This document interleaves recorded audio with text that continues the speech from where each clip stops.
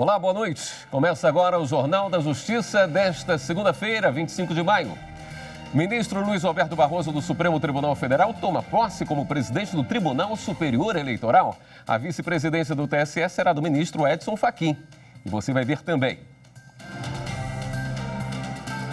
Ministro Celso de Mello envia à Procuradoria-Geral da República notícias crimes que pedem depoimento e apreensão de celular do presidente Jair Bolsonaro.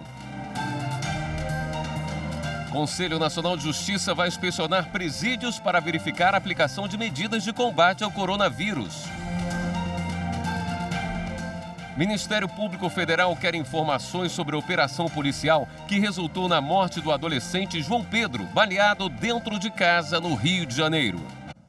Bom, infelizmente nós tivemos um problema com a escalada, que é a sequência das principais matérias de hoje do jornal. Eu peço que você desconsidere, mas a gente já começa a edição de hoje com uma mensagem de esperança para milhares de crianças e adolescentes que estão à espera de uma família. Adotar é amor, foi a frase que se espalhou nesta segunda-feira pelas redes sociais, numa campanha do Conselho Nacional de Justiça. Hoje é o Dia Nacional da Adoção. No Twitter, a campanha Adotar é Amor contou com o apoio de muita gente. Hoje, cerca de 5.000 crianças e adolescentes aguardam uma nova família. O país conta agora com um Sistema Nacional de Adoção, que coloca os dados do Brasil inteiro numa só plataforma para todos os envolvidos no processo. Esse Sistema Nacional de Adoção, ele possibilita a atualização rápida dos cadastros, ou seja, aquelas famílias que conseguem assimilar a ideia, por exemplo, de uma adoção tardia, de uma criança, antes pretendiam só criança até 3 anos, mas depois elevam para 5, 6, 10, 12 anos, o cadastro dela será atualizado mais rapidamente e com isso nós podemos também realizar adoções com maior celeridade. Um levantamento do CNJ nos últimos 5 anos mostra essa triste realidade. Quanto maior a idade, maior a dificuldade de adoção. Segundo o estudo, 51% dos adotados têm até 3 anos, 27% de 4 a 7 anos, 15% de 8 a 11 anos e apenas 6% acima de 12 anos. No Dia Nacional da Adoção, o CNJ também chama atenção para a situação das 29.000 crianças e adolescentes que estão em abrigos ou lares temporários e que podem voltar para a família de origem. Hoje não é mais um regime de orfanato como existia antigamente. As crianças e adolescentes eles ficam nesses locais, né, aguardando a solução de seus problemas, né, mas a grande maioria com a perspectiva de retorno à família de origem. Embora seja o Dia Nacional da Adoção, nós temos que colocar como premissa, né, que está inclusive na Constituição, de garantir a convivência familiar e comunitária. O plenário virtual do Supremo Tribunal Federal julgou 120 processos entre os dias 15 e 21 de maio. Somado isso aos processos analisados pelas duas turmas, o STF examinou ao todo 451 ações nesse período. A consultora jurídica da TV Justiça, Karina Zucoloto, fala para a gente sobre os destaques desses julgamentos. Karina? Olá, boa noite. E na segunda-feira é dia de conferirmos os destaques dos julgamentos virtuais no Supremo Tribunal Federal que aconteceram do período de 15 de maio até o dia 21 de maio. Os julgamentos do plenário virtual, primeira e segunda turma, também julgamentos virtuais, somam mais de 450 julgamentos realizados. Dentre eles, os ministros declararam a inconstitucionalidade de uma lei do Estado do Rio de Janeiro que obrigava a adoção de medidas de segurança para evitar e impedir que trabalhadores fossem intoxicados por substâncias químicas decorrentes da utilização de tintas e corrosivos. O relator, ministro Gilmar Mendes, entendeu que a norma usurparia a competência da União para legislar sobre direito do trabalho e que, portanto, seria inconstitucional. Matéria de segurança do trabalho e saúde do trabalhador, apenas o Congresso Nacional é quem pode legislar, não poderia o legislador estadual ter editado a norma inconstitucional. Também os ministros declararam a inconstitucionalidade de uma lei de 2009 do Rio de Janeiro, mas que proibia que postos de gasolinas e quaisquer outros estabelecimentos comerciais ou industriais obrigassem os seus funcionários, sob pena de multa por descumprimento, a utilizar uniformes que expusessem o seu corpo, como sungas, biquínis, maiôs, trajes de banho. Segundo o ministro Luiz Roberto Barroso, que foi seguido pela maioria, ficou vencido apenas o ministro Edson Fachin, essa norma também usurparia a competência da União para legislar sobre o direito do trabalho, já que ela trata de direitos e deveres na relação do contrato de trabalho e que, portanto, o legislador estadual não poderia tratar. Em matéria tributária, os ministros também decidiram, no recurso extraordinário de repercussão geral reconhecida e que, portanto, cuja decisão vai ser aproveitada em outros processos que estavam sobrestados aguardando essa decisão, que aquelas empresas contribuintes que optaram pelo Simples têm sim direito à imunidade tributária prevista na Constituição, com exceção daquelas contribuições em relação ao salário, como o PIS, e a CSLL, a Contribuição Social sobre o Lucro Líquido. Vários outros julgamentos foram realizados e alguns dos destaques você pode conferir no site do Supremo Tribunal Federal. E também foi em sessão virtual que o plenário do Supremo revogou a decisão do STJ, que havia condenado o ex-ministro das Comunicações, Luiz Carlos Mendonça de Barros, a pagar a indenização de R$2 milhões ao empresário Carlos Gereissati por danos morais. No episódio conhecido como Grampo do BNDES, em 1998, o então ministro teve conversas particulares sobre o processo de privatização das estatais de telefonia gravadas ilegalmente. Mendonça de Barros responsabilizou o Gereissati pela divulgação. De acordo com a tese firmada pelo STF, caso haja conflito entre a liberdade de expressão de agente político na defesa da coisa pública e a honra de terceiros, deve prevalecer o interesse coletivo. Com autorização da Justiça, a Polícia Civil do Distrito Federal prendeu 4 pessoas envolvidas em roubos a agências bancárias em 4 estados. 3 pessoas foram presas no DF e um homem em Santa Catarina. O chefe do grupo, José Carlos Lacerda Leite, conseguiu fugir. Ele é dono de um lava-jato de carros de luxo e também usava a empresa para lavar dinheiro dos roubos. No começo do mês, a polícia prendeu outras pessoas, entre elas funcionários terceirizados do Banco do Brasil, que desabilitavam o sistema de alarme e facilitavam os ataques. Segundo as investigações, nos últimos 2 anos, a quadrilha roubou agências bancárias no Amazonas, Bahia, Santa Catarina e Goiás, levando mais de R$3 milhões. A Polícia Federal deflagrou na manhã desta segunda-feira a Operação Dispneia, que investiga desvio de recursos. Os valores deveriam ser usados na compra de respiradores em Fortaleza e São Paulo.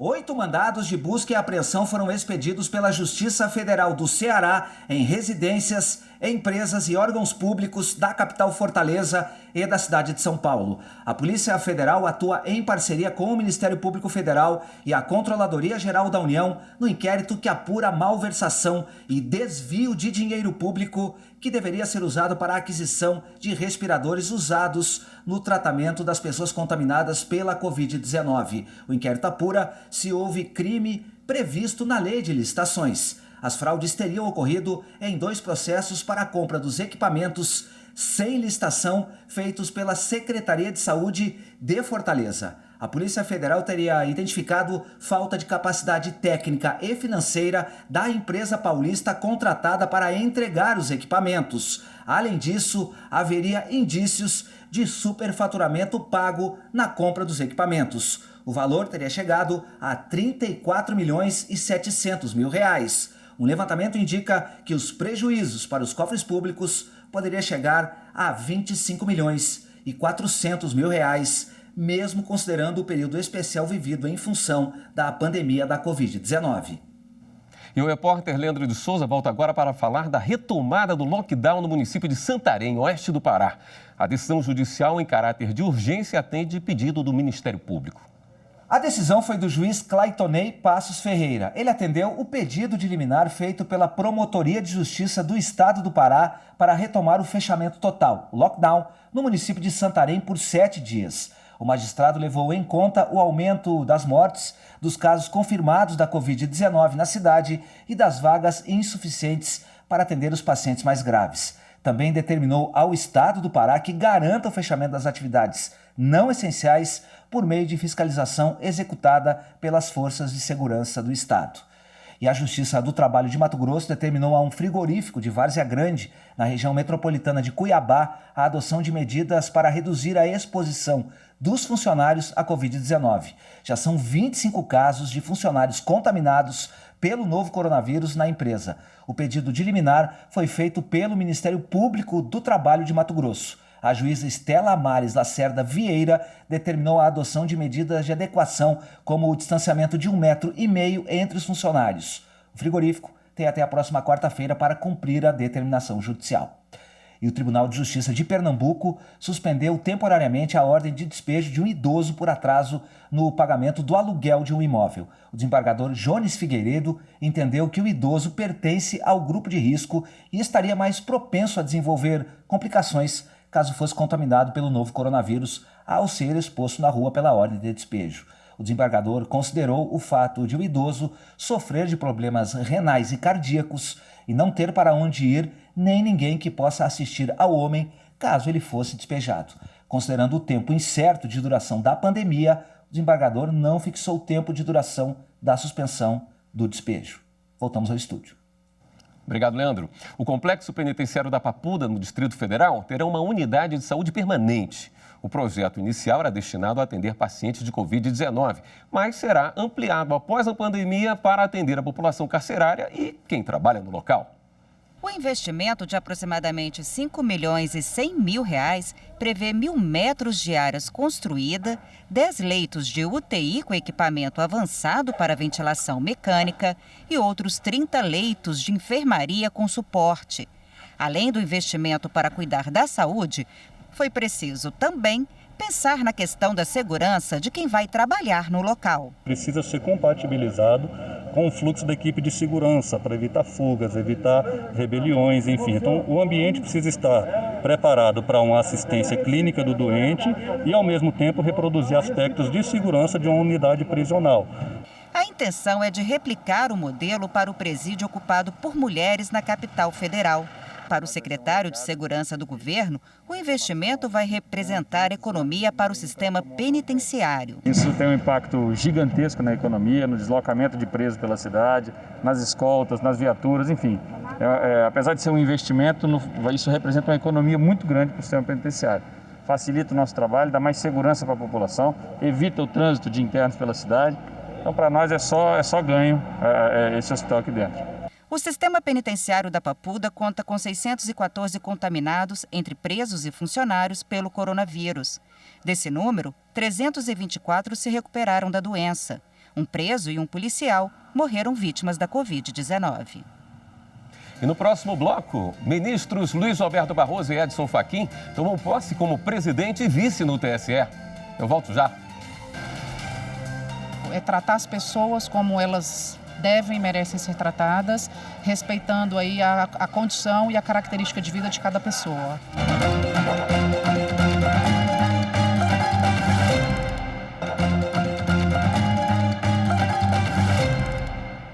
Numa cerimônia de posse inédita, virtual, no TSE, o ministro do STF, Luiz Roberto Barroso, assumiu agora há pouco a presidência do Tribunal Superior Eleitoral e o ministro Edson Fachin a vice-presidência.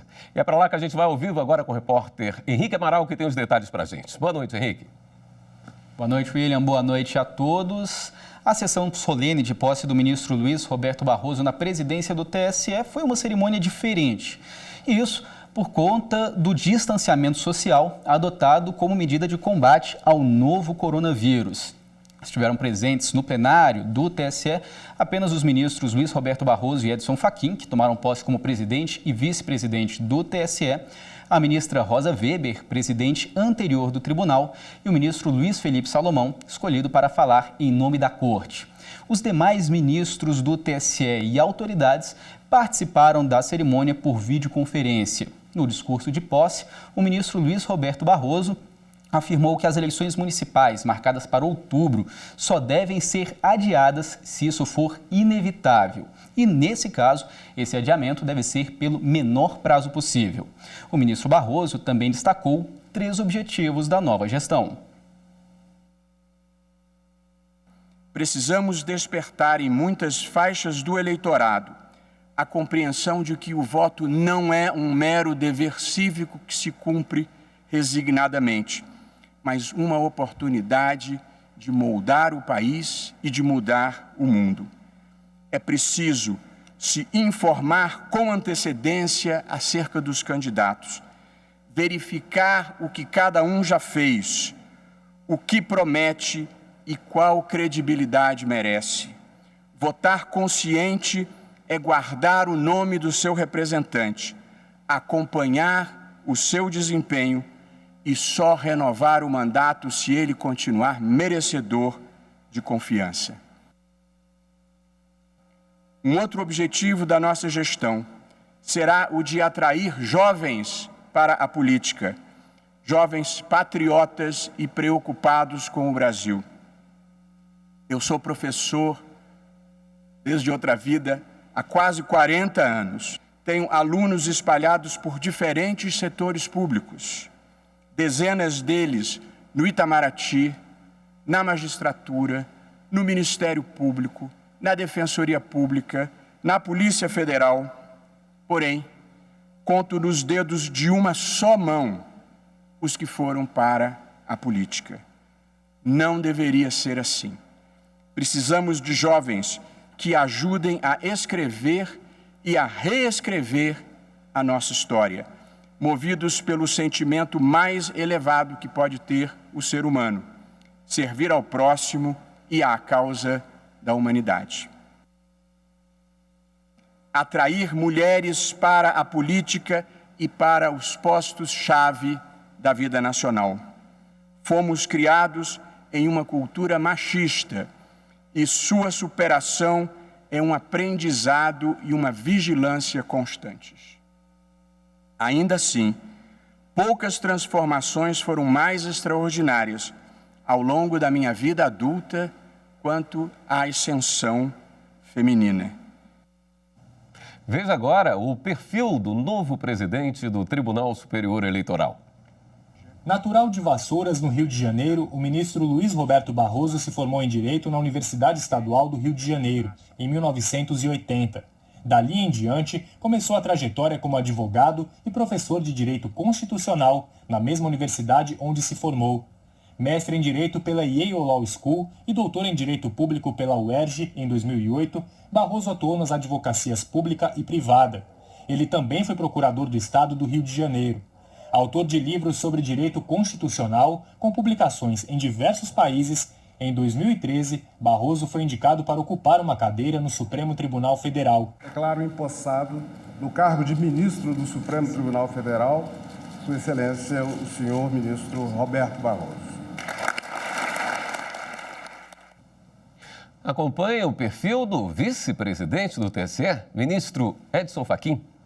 O ministro Edson Fachin se formou em Direito em 1980, na Universidade Federal do Paraná. Nascido em Rondinha, no Rio Grande do Sul, Fachin foi professor do curso de Direito. Também atuou como advogado e procurador do Estado do Paraná, além de outras áreas. Com mestrado e doutorado na PUC de São Paulo e pós-doutorado no Canadá, o ministro Edson Fachin foi indicado para o Supremo Tribunal Federal em 2015. Em quase 5 anos, atuando na mais alta corte do país, Fachin é o relator da Operação Lava Jato, que apura fraudes cometidas na Petrobras. E nesta segunda-feira também teve posse do Ministério Público Federal. Carlos Alberto Vilhena é o novo Procurador Federal dos Direitos do Cidadão. A cerimônia foi transmitida online devido às medidas para conter o avanço da Covid-19. A posse do novo Procurador Federal dos Direitos do Cidadão, Carlos Alberto de Carvalho Vilhena Coelho, foi realizada com a presença de algumas autoridades no MPF e também foi transmitida pela internet. O presidente da República, Jair Bolsonaro, que assistia à cerimônia online, veio pessoalmente cumprimentar o novo PFDC. O novo PFDC ocupará o cargo até 2022. Ele já atua no MPF há 3 anos e, nesse período, ocupou importantes postos de gestão, como Procurador Regional Eleitoral e Procurador Regional dos Direitos do Cidadão.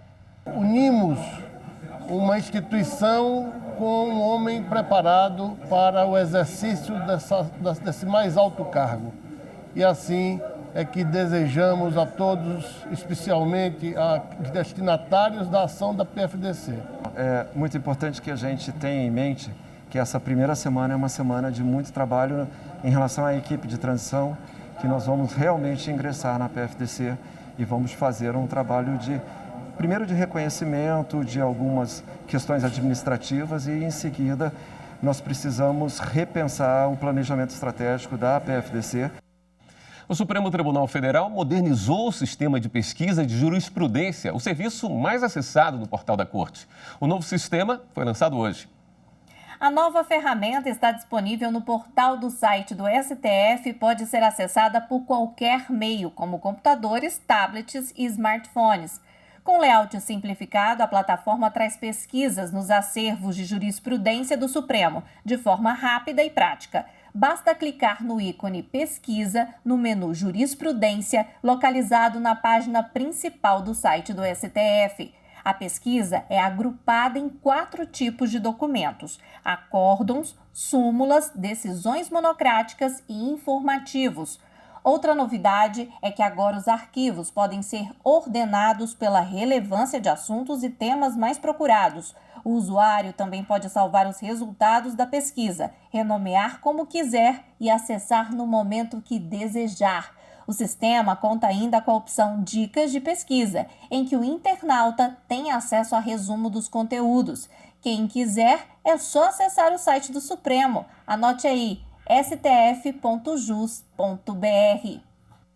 E no próximo bloco, o Superior Tribunal de Justiça decide aplicar princípio da insignificância em processo de furto de R$70. A gente volta rapidinho. Justiça, para mim, é quando se dá oportunidade para que todas as pessoas de classes sociais, raça, sexo, sejam tratadas da mesma forma.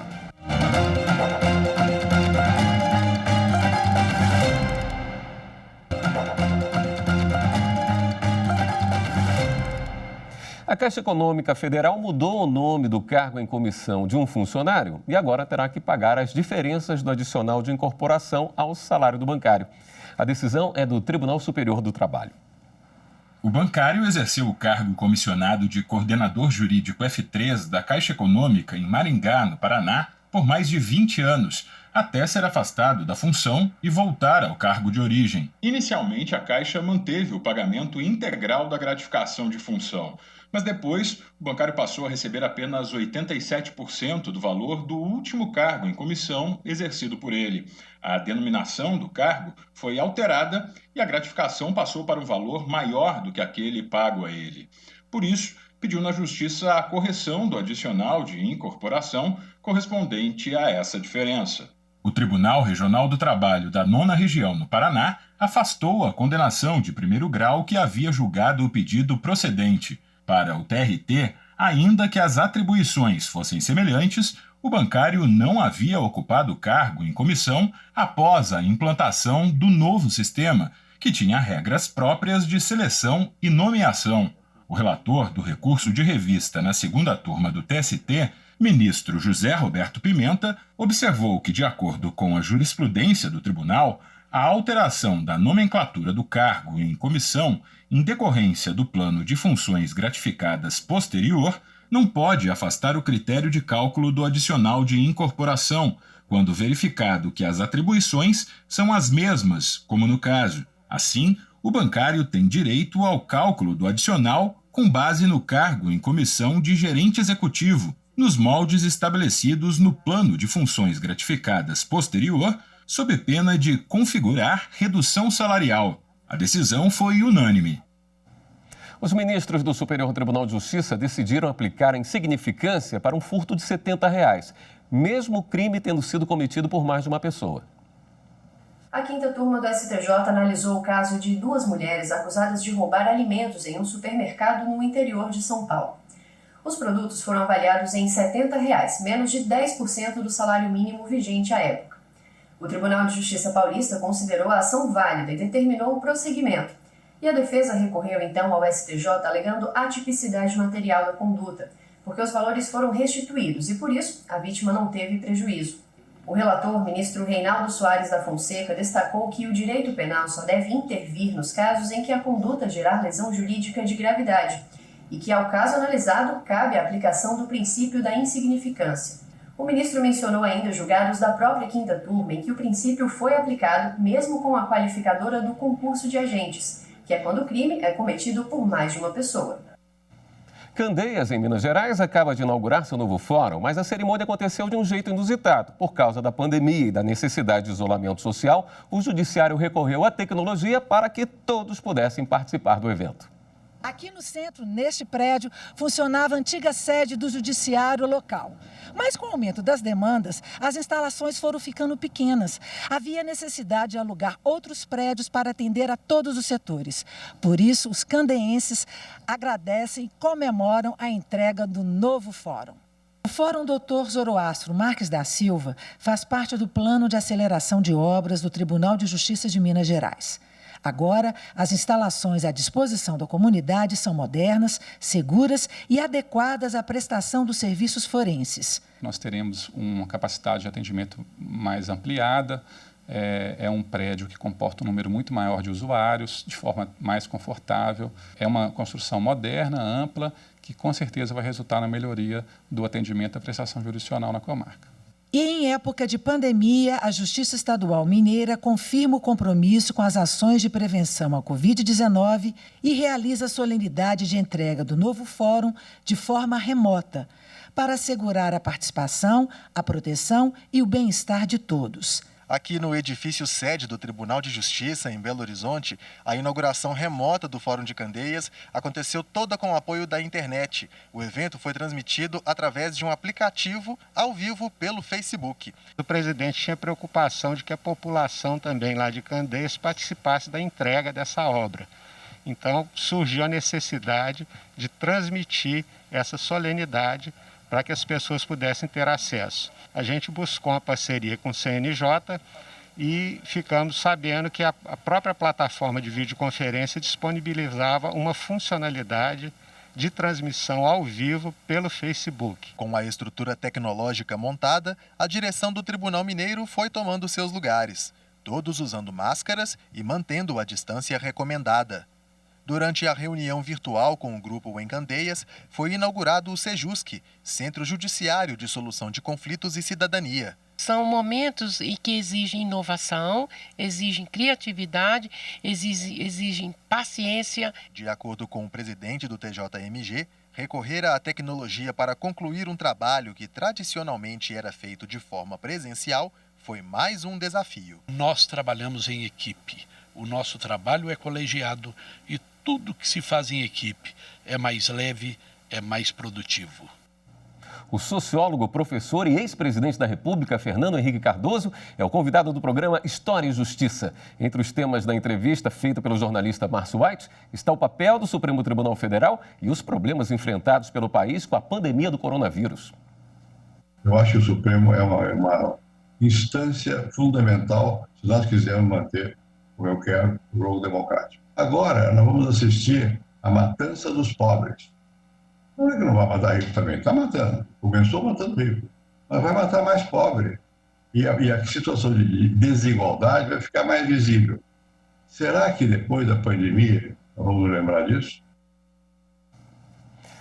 O programa História e Justiça, com a entrevista do ex-presidente da República, Fernando Henrique Cardoso, vai ao ar às 8 horas da noite, aqui na TV Justiça. Esta edição do Jornal da Justiça fica por aqui. Uma boa noite para você. Até amanhã.